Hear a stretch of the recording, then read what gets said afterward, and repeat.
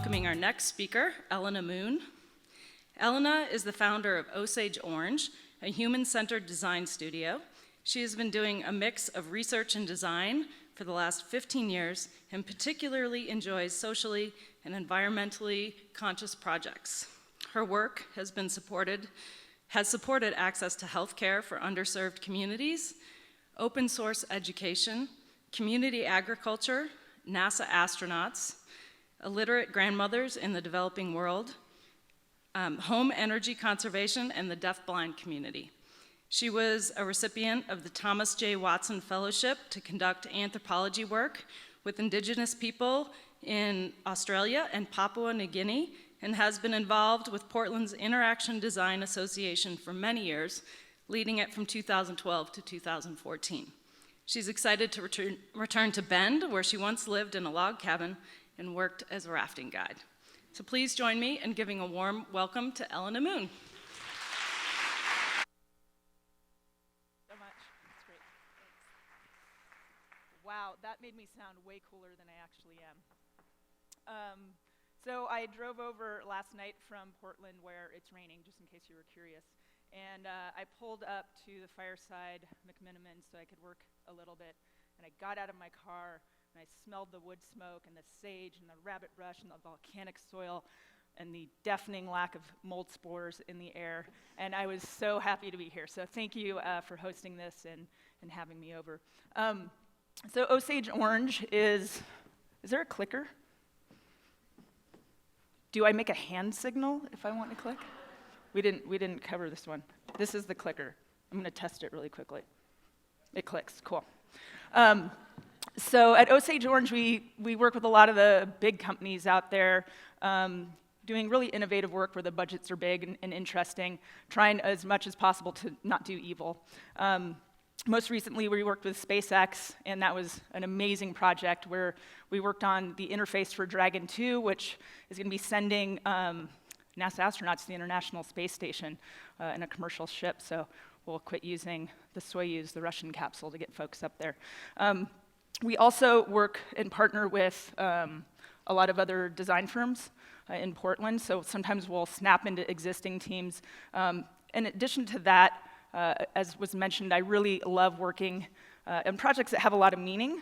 And for me, that's projects that are environmentally focused, having been a rafting guide once, and that do some sort of social benefit. So we work with a lot of startups and a lot of smaller organizations. Generally speaking, user experience design can be defined as a lot of things. I'm going to walk you through a project where we're sort of talking about context, users, and content, and that intersection is where we're going to spend a little bit of time discussing about talking about UX and specifically design research. With UX on the left, without UX on the right. Understood? Okay. So we were asked by another small agency in the Bay Area to lead the design research aspect for Barefoot College. Barefoot College, their mission is to work with the rural poor living on less than $1 a day and lift them over the poverty line with dignity and respect. So that's their mission statement. And we were asked to lead the design research, like, hey, can you go to Rajasthan, India and do some design work? Sure, I guess, that'd be great. So Barefoot College has been around since late 70s, founded by Bunker Roy. And they have a bunch of different programs that work initially with India's rural poor. They have a barefoot water program that teaches people to put in wells in their own villages, to do water quality testing. They have a barefoot dentistry program that gives sort of hygienist level skills to different folks to be able to improve healthcare. They have basic health, sort of barefoot doctor skills they teach, even legal and communication skills. But there's one that's really, really successful and is now international, and that's their Solar Grandmother program. And the Solar Grandmother program, I think it's in 77 countries now. It lasts about 6 months, and it's taking illiterate grandmothers from the farthest-flung villages all over the world where there's no electricity, brings them together in rural Rajasthan, usually in groups of about 30, And over 6 months, they are taught to become solar engineers, where they can go back and solar electrify their villages from scratch. So it's an incredible, incredible program. And they used to teach both men and women, but they were learning, and this has sort of been a known thing in microfinance for a while, if you educate and support men in these rural villages, they often will learn those skills and unfortunately take them elsewhere and sort of go to cities and not stay around. Grandmothers stick around. They also have a lot of time on their hands. They also have a lot of times relative to moms, so they can take off. They don't have as much child-rearing responsibilities, and they're playing the role of sort of giving back at that stage in their life. So when we were there, these are the countries that were represented in the cohort for the Solar Grandmother Program. Comoros Islands in Africa, Madagascar, Zanzibar, Colombia, Nicaragua, Panama, Cambodia, and Myanmar. This was the brief. So after 6 months, what was happening, they were having amazing support in the classroom. They had teachers, they had their peers. If they were getting stuck, there would be people to help them. And then they were flying back to their villages, and it took a lot of convincing, usually to convince an entire village to grab a couple folks, have them disappear probably to somewhere they've never heard of, and then be returned, promise they'll bring electricity. So what was happening is the grandmothers were returning to their villages, and then it was taking anywhere from a month to 6 months to get all the equipment shipped back. So they were losing tons of sort of good grace of their peers. People were wondering why they sent them there, and they were also, their sort of advanced learning and problem-solving skills were getting eroded. So Barefoot College wanted to know if something like a rugged tablet, an iPad, could extend learning and also support communication back with the college. So the design question is, how do you design effectively for barefoot solar grandmothers? And again, this is a group that doesn't share a common language and is mostly illiterate, if not fully illiterate. So we jumped in with a ton of design research activities in India. One of the first ones was getting on campus and just doing a ton of observation. This is for the Indian community. They actually have a solar mama program, and they're able to provide childcare where a lot of the younger Indian women can participate in this program. So we started there and just were able to sit quietly and observe. And after a while, what's really nice when you're working with design ethnography, a few of these tips are helpful, is just sit back.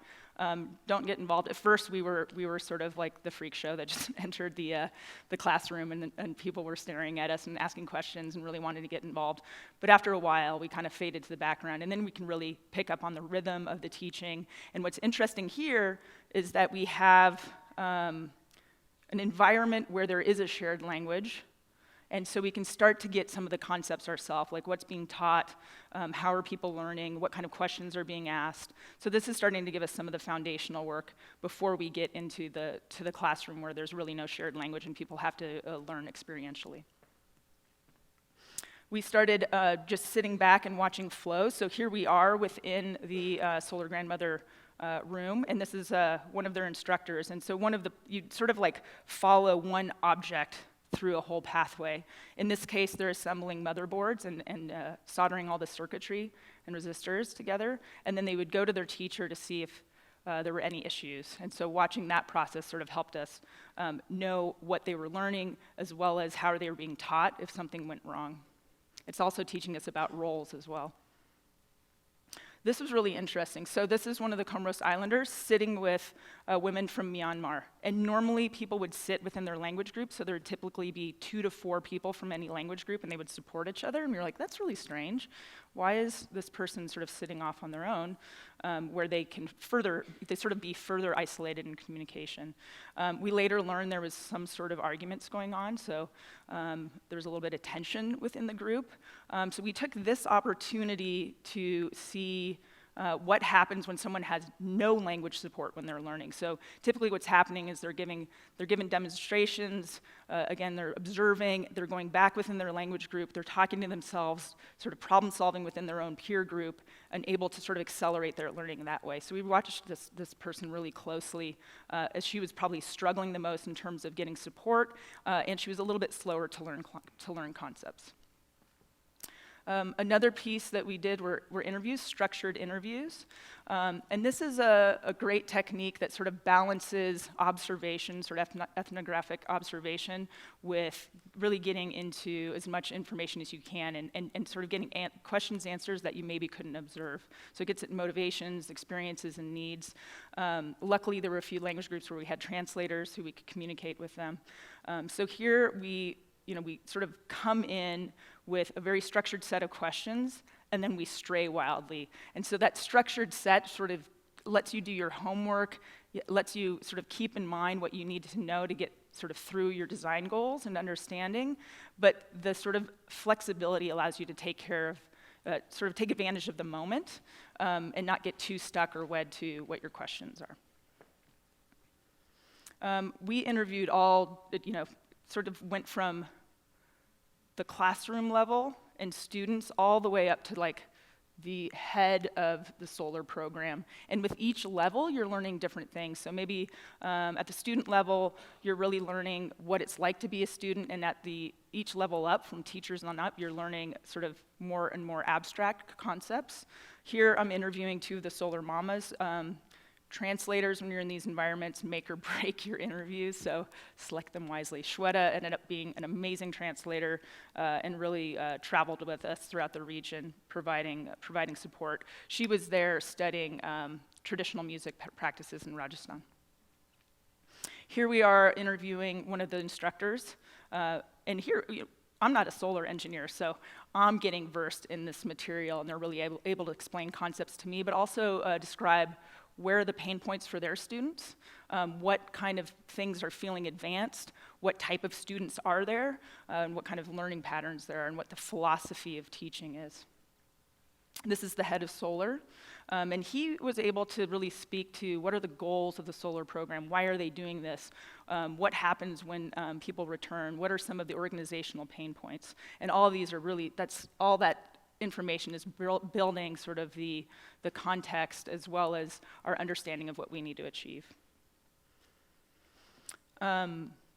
So when you don't have that shared language, and you can't even rely on like cultural symbols or that red means this in a particular country, we couldn't rely on any of that. So that shared language was 100% their experience on the Barefoot College and the classroom. So it was really, really important for us to just devour every single artifact that a student might come across in that classroom, and we did that very, very closely. So this is, every single student had a notebook, and they varied very widely. So some had a little bit of literacy, some were just practicing for the first time writing their names, but this really, again, allowed us to have symbols and patterning, what color meant within this context.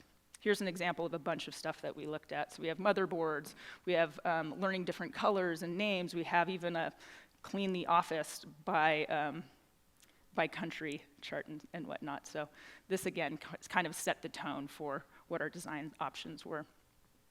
One little tip when interviewing, it's really helpful. People, we're coming from outside, we have iPhones and recorders, we look like super like everything we have seems fancy. So we really wanted to make sure that we were creating parity in that interview role. So we had people really show us their objects and speak us through their world. So it might be, hey, can you tell us how you organize your notebook and what's in here? What are you learning lately? A lot of them were given cameras to document their environment, or cell phones to communicate with back home. So we'd have them show how to use your camera. The other piece was how to use your cell phone. So most of these women had not had any of their own personal technology like that, maybe a radio back in the village, or they'd had one in the city. So by this, we were creating that sort of creating rapport, but also learning the ease and comfort with technology. So little things like little clamshell cell phones, Almost everyone had figured out how to set a ringtone and set some pictures for who they were calling, because it's kind of fun. And everything else that wasn't fun, they didn't do. Kind of like us, probably. Like, why do the boring stuff? So that was fun. Like, if you could bring some energy and some pleasure to it. One of the most valuable things we did on this trip were village visits with existing solar engineers. So these were Indian women who had been trained and had been in the field for a while. This is Santos. She has 7 kids, or I think 5 kids, and she lives on the edge of the sort of salt flats in Rajasthan. To get fresh water, she has to walk 7 miles. That's like going from Tumalo to downtown Bend just for fresh water. Part of the solar program is creating solar desalination, freshwater sources, so that's starting to get implemented. So lived in this really amazing, interesting landscape, thriving despite huge challenges in terms of resource access. And this was really, really interesting because we were, up until this point, we were hearing the story of just learning this one skill and being able to bring electricity back. But by being here and watching Santos in her environment, in her village, you can look at that pride. She was a leader. She came back from this program, and all of a sudden, village leaders were asking her questions. She was problem solving. Her little rural workshop, which ended up being in her kitchen, started to be a hub for people to come in. So women were coming to her with problems and asking if she could give support. So this is truly like watching women's empowerment happen before your eyes. It was really, really special. And I will say, this also is helping us imagine where these tablets might go. So high heat, humidity, dust, kids grabbing stuff. It's like a very communal environment. This thing has to be able to stand up to those environmental demands. Another piece we engage in is called collaborative design or participatory design. So this is really where we're giving audience members tools to create their own world and to indicate sort of design preferences and needs. One of the exercises we did was, you can see here, there's an outline of a solar grandma with a mind and a heart. And so they mapped out through pre-selected imagery, like just stacks that we brought. They were able to really tell us more without language about the experience of being a solar grandmother. So that was an interesting exercise just to get a sense that emotive piece that maybe we couldn't interview everyone for. The other piece that was really interesting was, hey, what are people responding to from potential interface perspective? We had heard through secondary research that really sort of crisp black and white sketches were really effective for illiterate audiences. We wanted to know if we could use icons and symbols. We wanted to know if we had to go very literal with pictures. We also wanted to know what was recognizable. So we had a variety of different options for people to kind of shop from and create these boards that were really helpful for us to understand what preferences were. We also brought sort of a bunch of iPads with preloaded sort of educational apps on it, so sort of bright, colorful, easy to interact with educational apps. And it was fascinating. We really wanted to know, what do people do when they first see a piece of technology like this and they may not have been exposed to before? Is it easily adopted? Is there any issues we need to know about? And that was really interesting.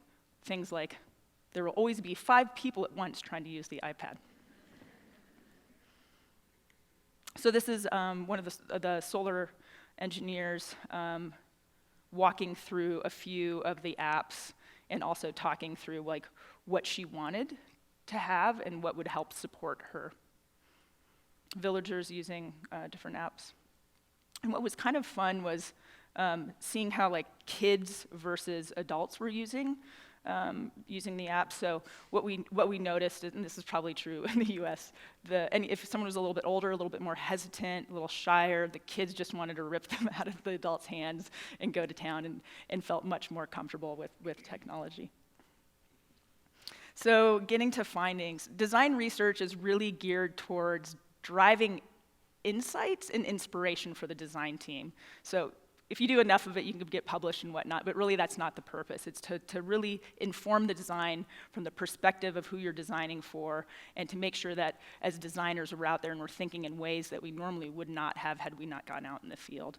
And one of the very key pieces to this, having not done it this way just last week for the first time ever, is to synthesize every single day with your team. So we would be out in the field or in the classroom, and even you're gonna be exhausted and tired or whatever if you're doing full days like this, but while it's fresh is gathering your whole team together and really talking about what you heard, what you learned, while everything's sort of top of mind, starting to do grouping, starting to talk about patterning, and that will save probably 3/4 of your time if you wait to the end, and you'll forget a lot if you wait to the end. So this is one of the sort of cruxes of doing good design research.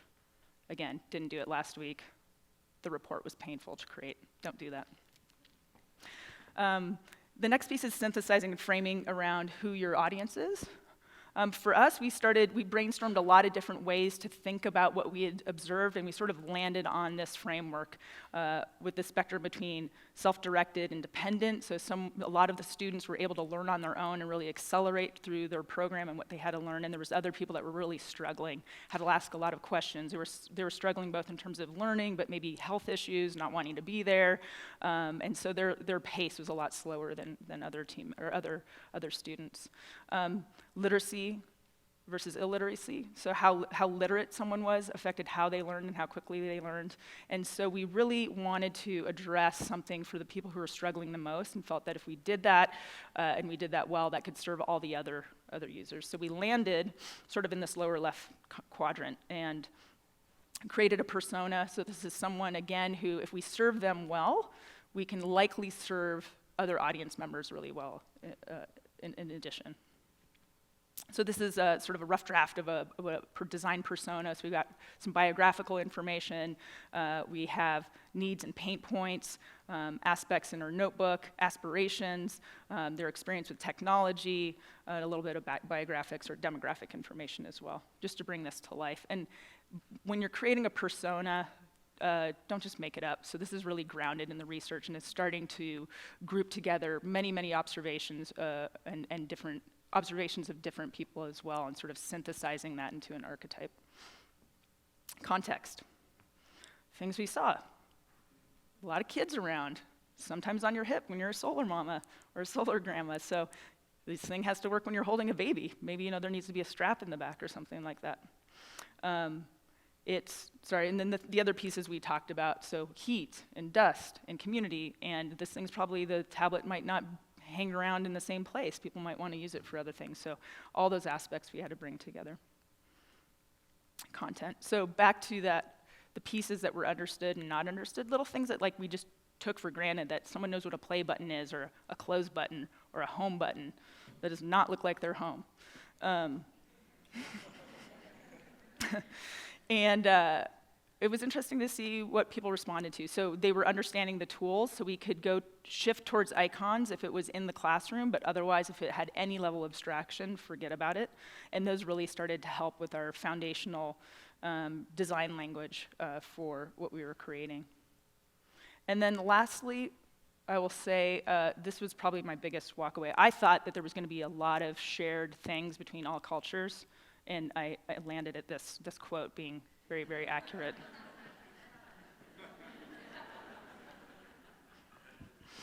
And before I leave you, I used to end all my decks with a thank you, and realized that everyone was ending their decks with a thank you. So now I end it with a haiku.